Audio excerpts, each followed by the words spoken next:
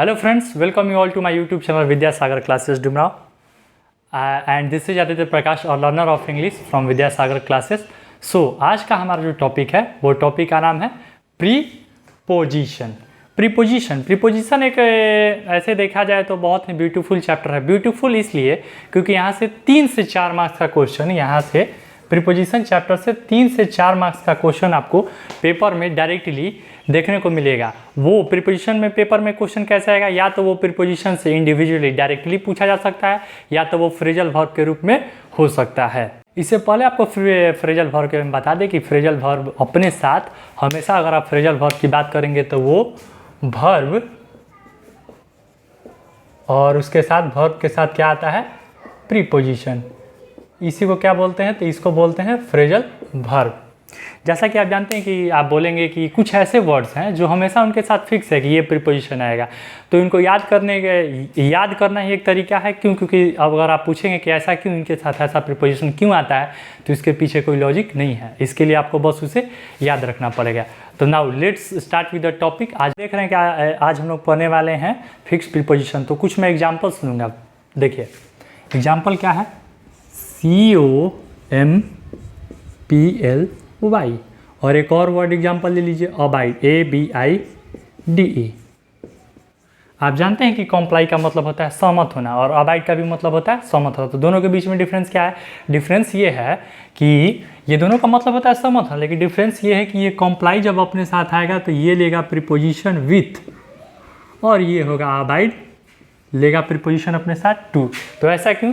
तो ऐसा इसके पीछे कोई लॉजिक नहीं है। वो ये वर्ड फिक्स है कि अब जब भी आएंगे तो अपने साथ यही प्रीपोजिशन लेंगे, इनके पीछे का कोई लॉजिक नहीं है।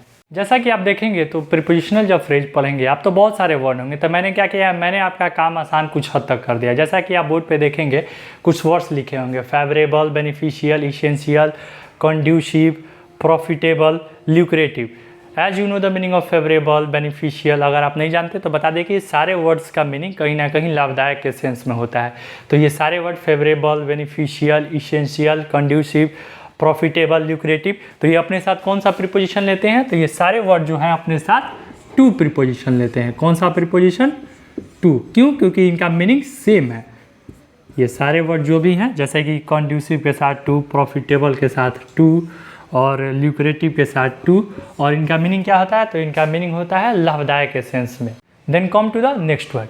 जैसा कि आप देख सकते हैं, here on board it is written that the word is filled, crowded, infested, overwhelmed, thronged and teeming.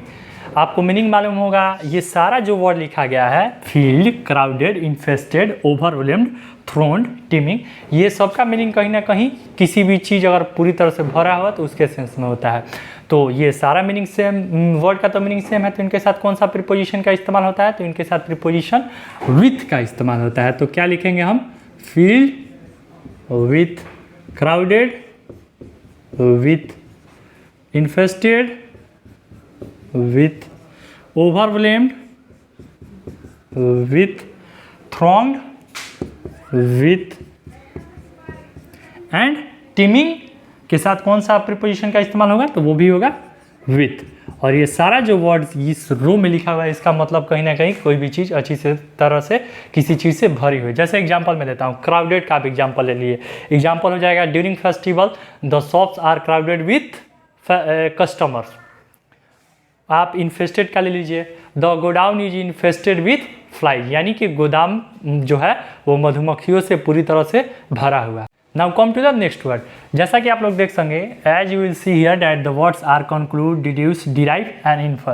What is the meaning of conclude? Conclude का मतलब होता है निष्कर्ष निकालना, इन्फर का मतलब होता है निष्कर्ष निकालना। ये सारे वर्ड का मतलब होता है निष्कर्ष निकालना। और जैसा कि ये सारे वर्ड्स का मीनिंग सेम है, तो ये अपने साथ कौन सा प्रीपोजिशन लेंगे? तो ये अपने साथ प्रीपोजिशन लेंगे, वो प्रीपोजिशन का नाम है फ्रॉम। ये यानी conclude from, deduce from, derive